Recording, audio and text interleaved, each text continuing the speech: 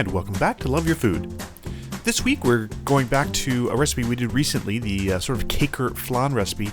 This one is actually the Julia Child method for creme caramel. So this is the slightly more refined and classic version of this dish. Instead of using evaporated milk and condensed milk, we're using actual ingredients. So we're going to start with our eggs, a little bit of vanilla, and again you can use some extract or the bean, some milk, some plain white granulated sugar, and then for the caramel we're going to be using a combination of dark corn syrup as well as molasses. Now the reason we're doing this is because it's a little tough for us to make real caramel on our electric stove because they're a little bit uneven.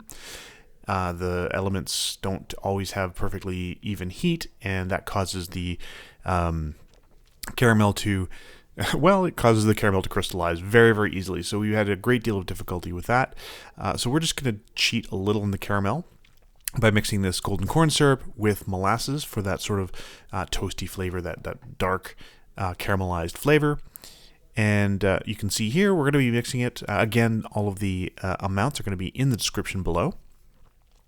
And you just want to give this a mix. Now, it's not super easy to combine two very viscous liquids like this, but it just takes a little bit of time. You'll be able to get them combined pretty well,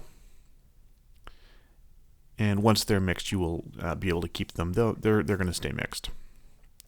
So once they're about here, you basically want to make sure that it's pretty even all the way through and not just clumpy with bits of the molasses. So once that's done, we are going to start scalding our milk. So very much like the creme brulee, we're going to start with our milk, and we also put that little piece of vanilla pod in there.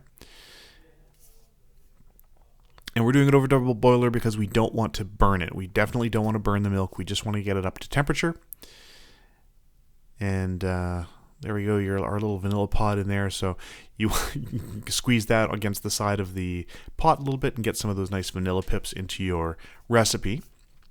Meanwhile, we're going to start dealing with the eggs. So less separation involved in this one. We are doing one egg and one egg yolk. So we still have to separate one of our eggs, the other one we don't. Now this is sort of a smaller version of this recipe. We're only doing essentially 3 servings of this. We've cut the recipe down quite a lot. So if you don't need to feed an army, this is a great way to cut that recipe down so it's a little more manageable size. So here's our eggs. In goes the sugar. And we're just going to beat that until it's combined. And again, we don't want to incorporate a whole lot of air to this. We don't want it to be super, super frothy, but we do want it to be well combined because very much like the creme brulee, we want it to have a very smooth texture. We want it to be really smooth and clear all the way. Well, not clear, but consistent all the way through. So once those are mixed together, we're going to prepare our ramekins. So we just want a little bit of our mixture of the golden corn syrup and molasses in the bottom of each one. And then once this bakes, of course, we're going to flip this out and it's going to be on top.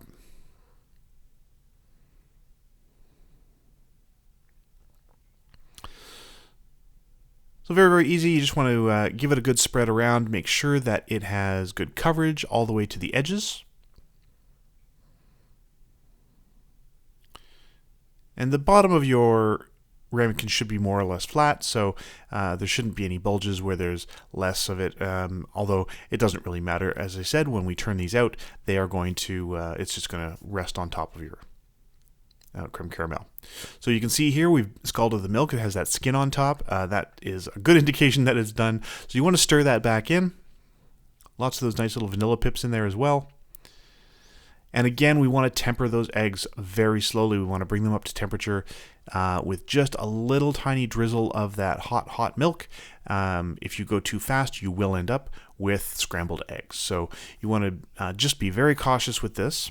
Now, one of the big differences between this and creme caramel, and creme brulee, I should say, is that we're using milk for this because it's going to hold its shape better once everything's cooked and set.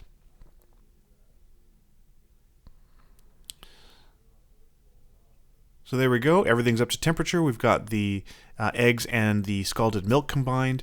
So we're just going to give that a nice little stir to make sure that it's all well combined. And again, we're trying to incorporate as little air as possible. Now, just to keep things nice and smooth, we are going to pour this into our ramekins through a strainer, a very fine strainer. And this is going to catch a lot of that foam. It's also going to catch any little bits of cooked eggs. It'll catch anything that's... it'll catch the vanilla bean. All of that's going to get caught by this. It's going to let the nice, clear, smooth creme caramel through. And it will let all those nice little vanilla pips go through as well, because they're too small to be stopped by the strainer. And you can see here they are quite visible. So once again, we're going to pop that onto the middle rack of our preheated oven. And we're going to add some of our hot water. So this is actually, we're just going to reuse the hot water that we use for our double boiler. And that goes into the bottom of the pan. It always helps to have a towel at the bottom so that your dishes don't slide around on the pan. Because once you add some water in there, it's pretty easy for them to move around, and you just want to keep them still. So we're just going to pop that back into the oven. And then these are ready when you can see they are good and firm, but still have that nice little bit of jiggle in the middle. So you just want to make sure that you can see a small bit of jiggle. And that's just about perfect. You can see some of that faux caramel has come up the sides as well. So we're just going to set those aside and let them get back down to room temperature. Once they are cool enough to handle, close to room temperature, we're going to wrap these up, and we do need to refrigerate them so that they completely finish setting. So we're going to wrap these up individually in some plastic wrap and give them a good seal.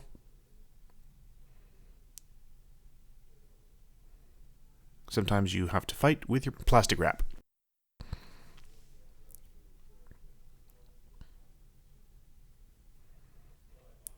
So there we go.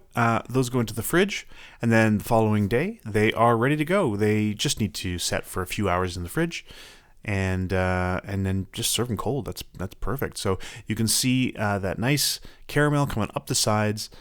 It should release pretty easily from the ramekin. So once you've run a knife just gently around the outside, it may take a little bit of shaking.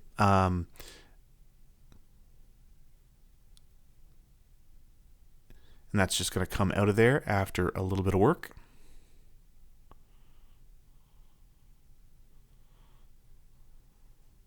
There we go. So that came out pretty dramatically. But that's it. That's it's ready to eat at this point. So you can garnish this with some nice fresh fruit. A little dash of lime is also really good. You can see those beautiful little vanilla pips in there, and the texture of this one is going to be a lot more delicate, a lot softer and smoother than the one we made previously with the evaporated milk and condensed milk. So we hope you'll give this one a try. If you like this recipe, please do like and subscribe. And if you have any recipes you'd like to see Chef Caleb try on the channel, please let us know in the comments below. And remember to love your food.